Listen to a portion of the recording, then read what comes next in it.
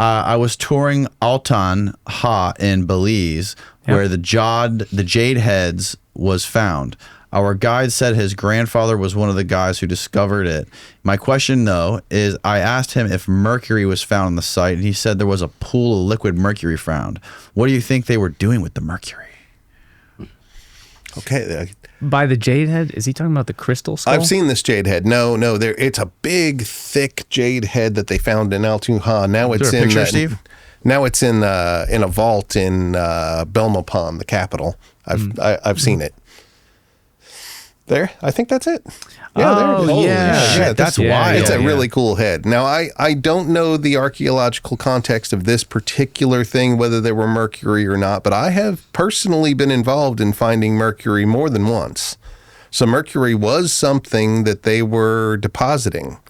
And mercury is interesting. It's actually cinnabar, which is just burned down. It becomes mercury, this liquid silvery metal. I think that they loved it because it was it was a red powdery substance, the same thing that they put all over bodies. Cinnabar.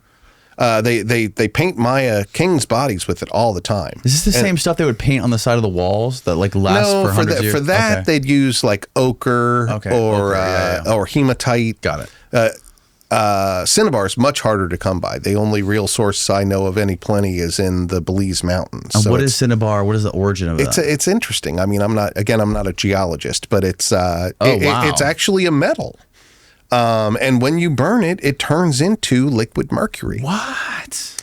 I was in an excavation in Copan. I was lucky enough to be in the excavations of the tomb of the founder, Yashkuk-Mo, the first of 18 kings. Him and his wife were buried in the same building.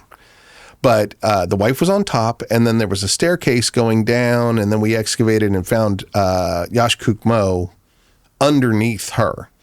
But in that staircase area, there was and both these bodies, by the way, were covered in red cinnabar. They like dusty red cinnabar. They painted it all over there.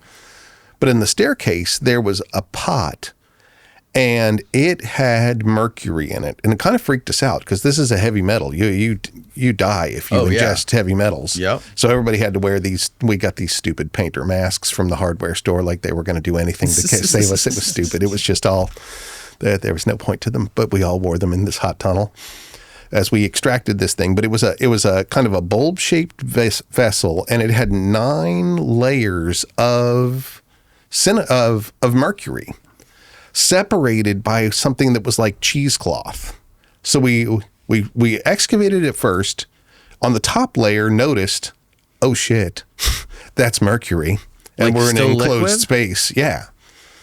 Well, I don't know how liquid it was. I wasn't the one who looked at it. And then we whisked it off to the lab, and the lab carefully took it apart and saw that there were 9 layers, which is interesting because there's supposed to be 9 levels of the Maya heavens.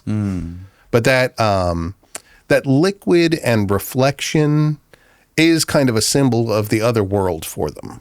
They the mirror is often said, the smoking mirror is the place that the reflection into the other world, or the still body of water, when you see your reflection on that, that's supposed to be looking into the other world. So I imagine in one way or another, the mercury and its liquid and reflective quality meant it was a vision into the other world. Is there any utility for mercury? Like, what does it do? Do we know? Well, now we put it in thermometers. Okay. That old school thermometer that tells us what the temperature is. That's mercury in there. Yeah. Luke, last time you were here, you were explaining some sort of like crazy chemical or something that was used, that there was these deposits where they would find.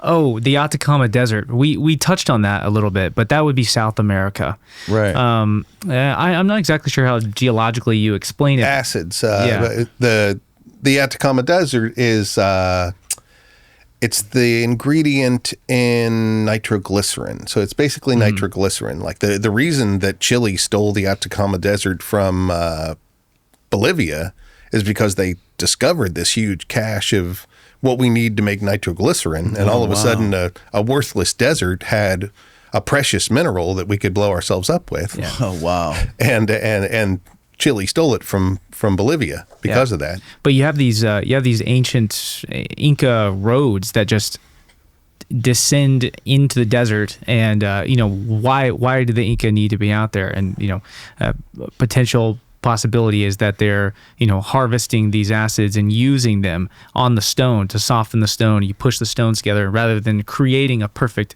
seam and joint between the stones. Or even less than the stones themselves. The Inca are big time miners of gold and silver, and acids help you dissolve the rock away from the gold and the silver. That's an essential part. In fact, an environmental disaster in Peru today is that all of these old and new mines are leaking sulfuric acid out of them. That is not natural. It's a byproduct of the mining that's gone on. And the sulfuric acid can melt stones.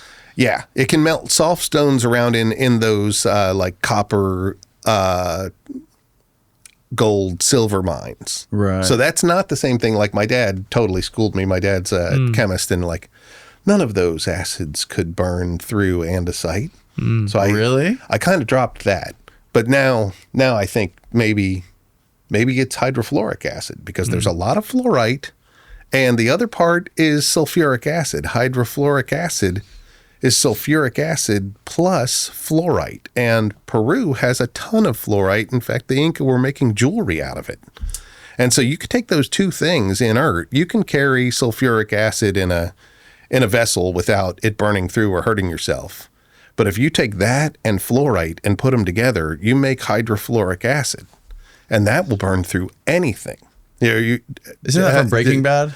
You remember that? They could carry it in plastic, right? It was weird. Through the floor. That's it. Floor. Yep. It was Breaking Bad that made me think, like, shit. And then they ended up having there's fluorite. And they ended up finding like a specific type of like tub where it wouldn't burn through it. It was like a plastic barrel or something. In Breaking Bad, yeah. There's something weird about plastic, which is, I guess, a petroleum product, that it won't burn through, but it'll burn through andesite like nobody's business. I have geologists I'm trying to get them a sample from a seam in between Inca walls. I've asked a couple of times, and the Peruvians are like, no, you can't cut into our walls, weird gringo. But I got to find myself a Peruvian partner who can approach them instead of me. But the geologists, I was like, well, hey, can I come into your lab and can we burn a chunk of andesite with hydrofluoric acid? They were like, everybody knows that could be done. That's just a fact. Right. What you've got to prove is that they were doing it. I still want them to burn a rock for me, but I see their point. Like, it's just because I can burn a rock doesn't mean that that's how the Inca did it.